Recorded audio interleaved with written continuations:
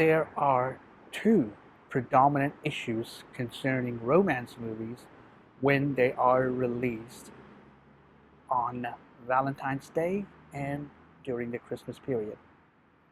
What are these issues? And that will be the topic or the subject of focus in this episode. Welcome, story lovers, to the Story Dude Show with your host, Jared Dean Winchester, bringing you a new set of episodes for the month of February. So let's get right into it.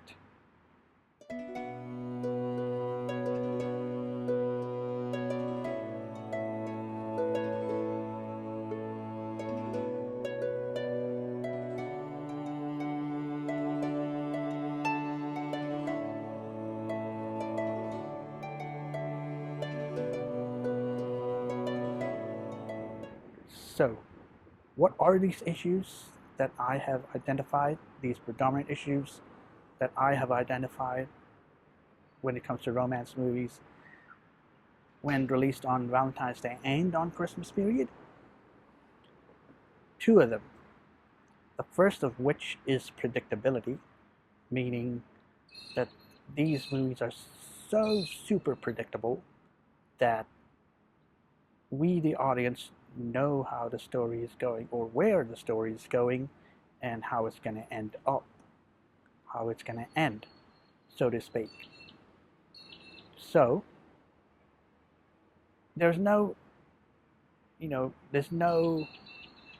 surprise ending, or there's no satisfactory ending to this, and there is no uniqueness when it ends. And I don't know, it's the filmmakers seem to be taking the lazy filmmakers way out, but yeah, that's what it is. They're so predictable, and there is no intrigue anymore, apart from the filmmakers telling us, oh, they're telling the story in a different angle, or some bullshit like that. The second of which is the characters themselves. The type of characters chosen for the premise: heterosexual characters. Boy meets girl, boy gets girl, and you know the whole shebang, and how they end up happily ever after. That's what's sold to us. The problem there is, again, this is super predictable, no intrigue, and it only focuses on one type of love, the heterosexual type boy meets girl love. If you're going to give me a movie about love, focus on other aspects. There are other forms of love, like, for example, love between a parent and child, between siblings, cousins, friends, man and his pet. I could go on. But when it comes to the love aspect of it, you cannot ignore the love shared between two homosexual couples, or love within the LGBTQ plus community. The reason for this is that their love is just as valid as the love we share with our significant other. So make sure that you give them as much attention as you're giving the boy meets girl couple. In fact, here's an idea. When you make a boy meets girl movie, make sure your next movie is about boy meets boy or girl meets girl.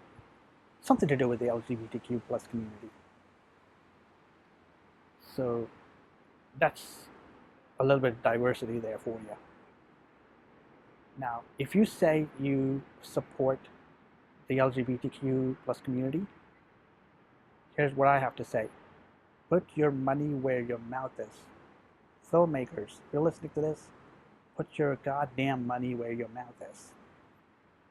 So, that's my suggestion. focus on more areas of love on Valentine's Day.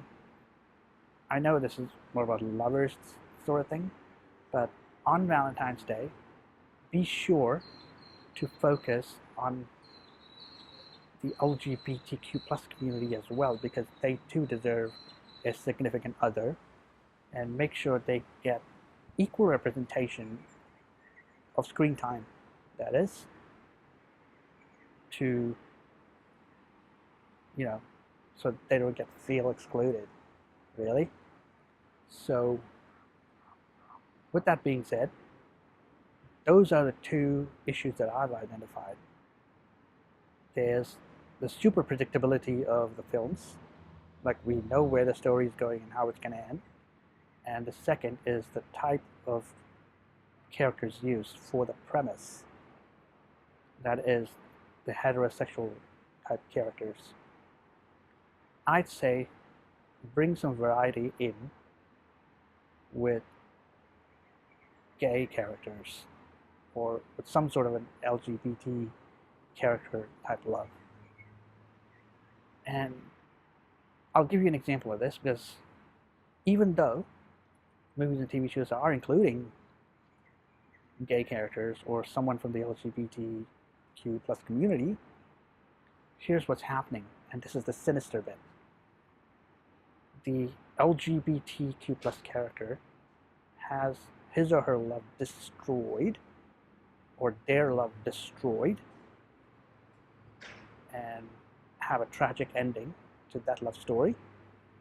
But the heterosexual counterpart is being celebrated, it's being glorified.